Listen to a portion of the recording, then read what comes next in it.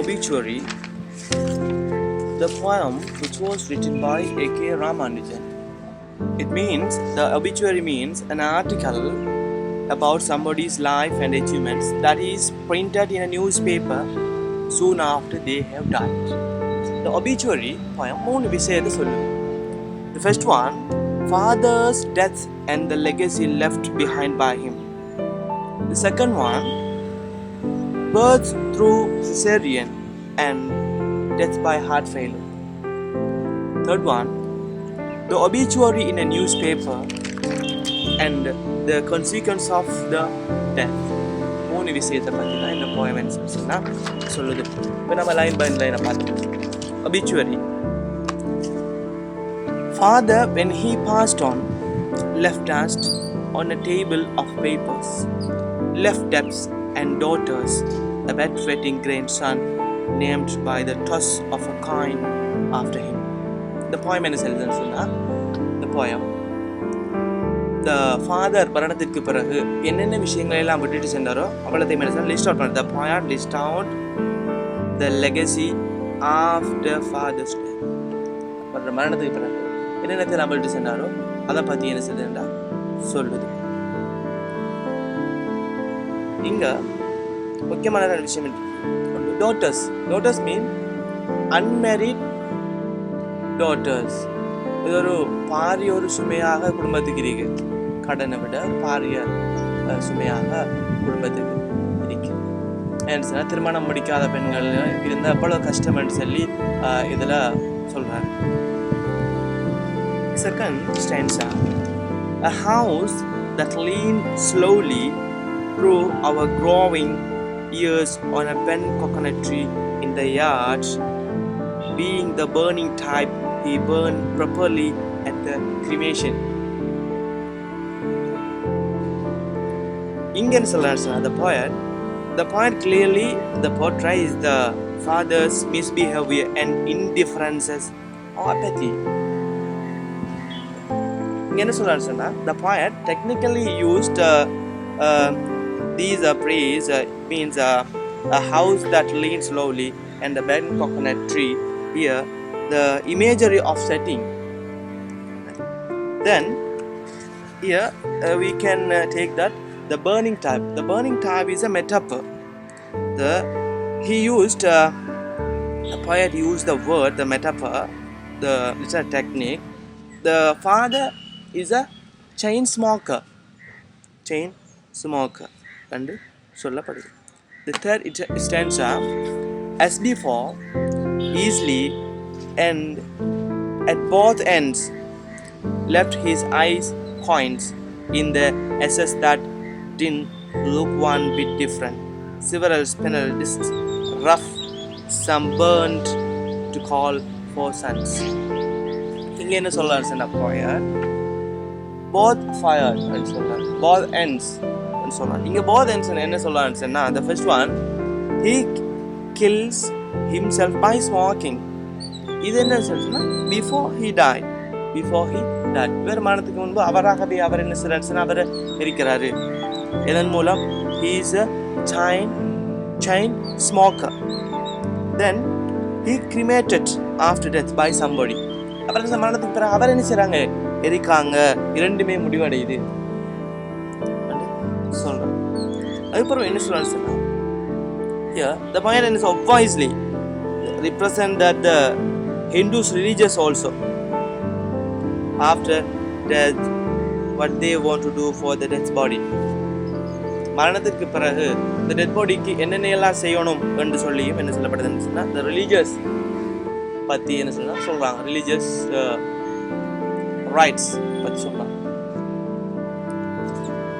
என்ன சொல்கிறாங்கன்னு சொன்னால், மரணத்துக்கு பிறகு 2 கண்ணில் காயின் வைப்பாங்க. 2 கண்ணில் அவரோட கல்ச்சரில் 2 கண்ணில் காயின் வைப்பாங்க. அந்த காயின் என்ன செய்யுதுன்னு சொன்னால் மிஞ்சுது. அவர் இறந்து சாம்பலான அப்புறம் காயின் மிஞ்சுது, ஸ்பெனல் டிஸ்க் மிஞ்சுது, அது ரஃப் அரிக்கி ஃபால் எல்லாம் மிஞ்சுது. இது என்ன சொல்கிறாங்க, fourth stanza, to pick gingerly and throw as the priest said, facing east where 3 rivers met near the railway station, no long-standing headstone with his full name and 2 dates. The voices and students of the sets are. இவங்க என்ன செய்வாங்கன்னா இதெல்லாம் எடுத்துக்கிட்டு ஒரு மதகுருகிட்ட போகிறாங்க. மதகுரு the priest advised him to throw the coal and the coins and as facing eastwards where these where 3 rivers meet. That's that Yamuna, Gangai, Vaihe. There are 3 rivers. Then here we can understand we can't put headstone with his full name and 2 dates. 2 dates mean birth date and death date. இங்கே என்ன சொல்லணும்னா இவருக்கு ஹெட்ஸ்டோன் வைக்க இயலாது. ஏன்னு இவர் நீடித்து ஒரு உழைத்து நீடித்து நிற்கக்கூடிய ஃபேமஸ் ஆகக்கூடிய எதுவுமே செய்யலை, குடும்பத்துக்கே ஒன்றும் செய்யலை, அதேபோல் சமூகத்துக்கு ஒன்றும் செய்யலை. அதனால் இவருக்கு என்ன செய்யலாது, எவர்களுடைய மீதியாக மிஞ்சப்பட்ட எரிந்து சாவலாக மீதியாக மிஞ்சப்பட்டதை வச்சு என்ன செய்யலாது, நாங்கள் ஒரு ஹெட்ஸ்டோன் வைக்க இயலாது என்று சொல்கிறாங்க. He didn't do anything for his family and his society.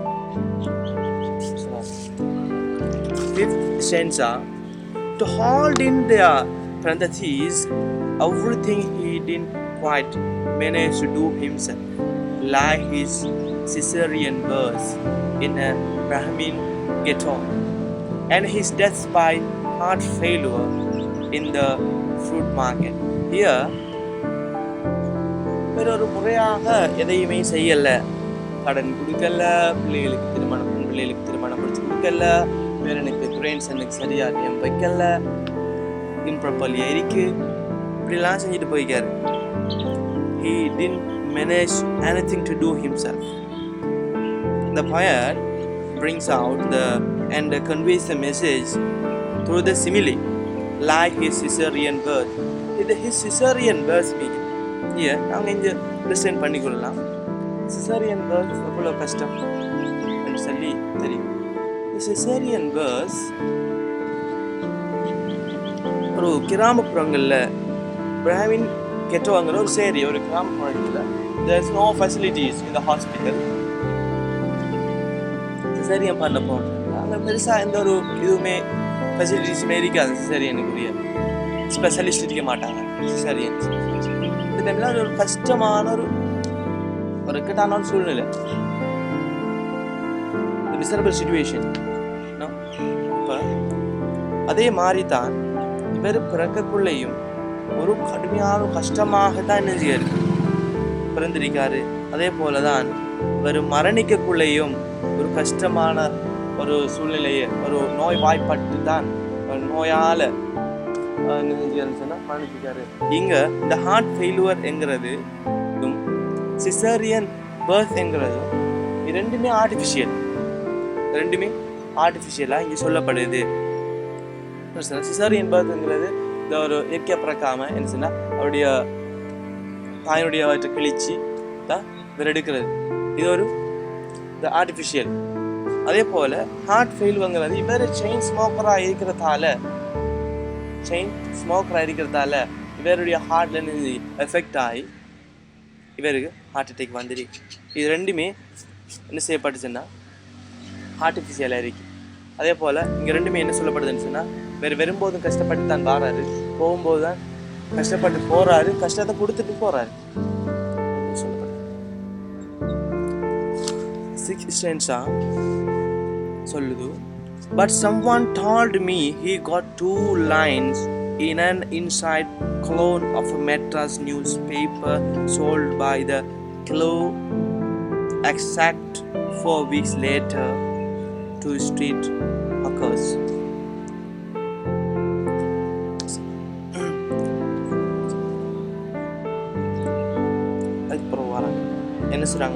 The 4 weeks later his sons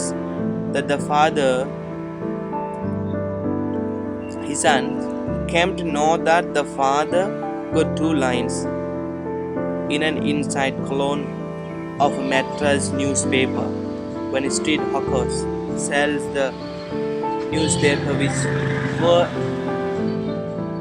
expired. பழைய நியூஸ் பேப்பர்களை என்ன செய்யணும்னா விற்கிறாங்க. இந்த டைமில்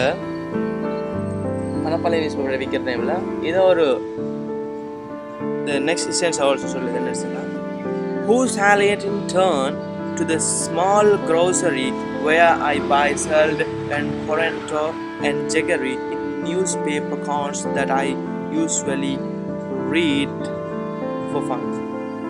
இது என்ன சொல்லுச்சுன்னா, இவர் என்ன செய்யறாருன்னு சொன்னா, இந்த வித்துட்டு வரவர்கிட்ட ஒரு கிலோ பேப்பர் வாங்குறாரு, ஒரு க்ரோசரி வச்சுக்கிறவர் வாங்குறாரு. வாங்கி அவர் என்ன அதை ரியூஸ் பண்ண போறாரு. எனக்கு கிடைச்சுன்னா கோனா அதை சுற்றி எடுத்துட்டு அதுக்குள்ள சாமானை போட்டுட்டு கொடுக்க போறாரு. இதுதான் இந்த விஷயம். இந்த டைம்ல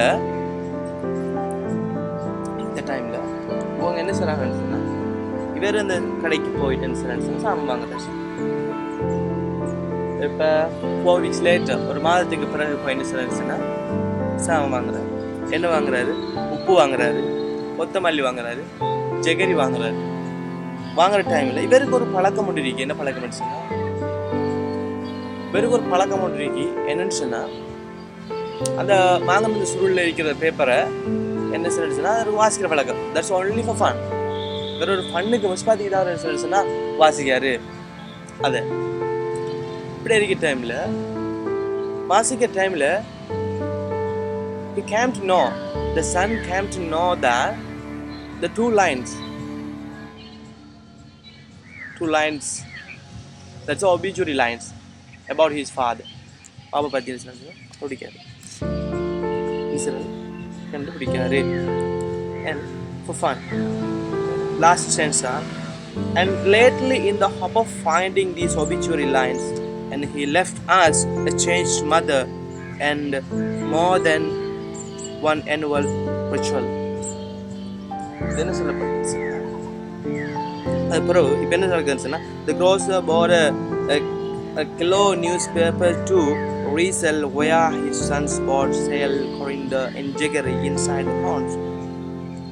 His sons has the habit of reading corns newspaper only for fun when he was reading. He could find unexpectedly the obituary lines about his father.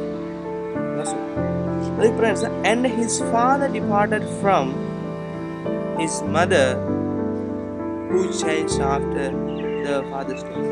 என்ன சொல்லுச்சுன்னா, விட்டுட்டு போனது பிறகு இப்ப என் பாப்பா இன்னும் ஒன்றையும் விட்டு போட்டு போயிட்டாரு. அதுதான் சேஞ்ச் மதர், விதவையாக்கப்பட்ட ஒரு மதர் விட்டுட்டு போனாரு. விதவையாக்கப்பட்ட ஒரு தாய் எங்கள்கிட்ட விட்டு போட்டு போயிருக்காரு. அதுவும் ஒரு எங்களுக்கு என்ன சொன்னா ஒரு விட்டுப்பட்டு போன ஒரு தன்னைக்கு அவர் இருக்கக்குள்ளையும் தாய் கஷ்டப்பட்டு அவர் துன்பங்களை தாய் கொண்டு தான் இருந்தார். அவர் இதே போல இன்னும் அவர் என் தாய்க்கு துன்பம் தந்து என் தாயை சேஞ்ச் ஆகிட்டு எங்கள்கிட்ட படிச்சுப்பட்டு போயிருக்காரு ரெண்டும் சொல்றாங்க. Here the poet brings out the somber looking house when he was alive and now. Here the all situation brings out the miserable life. Here that's why the son blamed of his father after his death. வேறு பிறந்தத்திலிருந்து இறந்த வரைக்கும் எந்த ஒரு நல்ல விஷயமும் செய்யலை குடும்பத்துக்கு. ஏன்னு சொன்னால் வேறு எல்லாமே எங்களுக்கு என்ன சொன்னா ஒரு துன்பத்தை தரக்கூடிய த மிசரபிள் ஒரு இது தரக்கூடிய ஒரு இதைத்தான் என்ன செய்யணும்னா ஒரு சில விஷயங்களை தான் முக்கியமான விஷயங்களை தான் எங்களுக்கு விட்டு போட்டு போயிருக்காருங்கிறது தான் இந்த போயம் தெளிவாக சொல்லுது. இவருடைய மகனுடைய இது ஒபிச்சுவரி போயமாக இருந்தாலும் ஒரு மரண செய்தியாக இருந்தாலும் மரண செய்தியாக இருந்தாலும் என்ன சொல்லுதுன்னு சொன்னால் என்னுடைய குறைகளை சொல்லுது.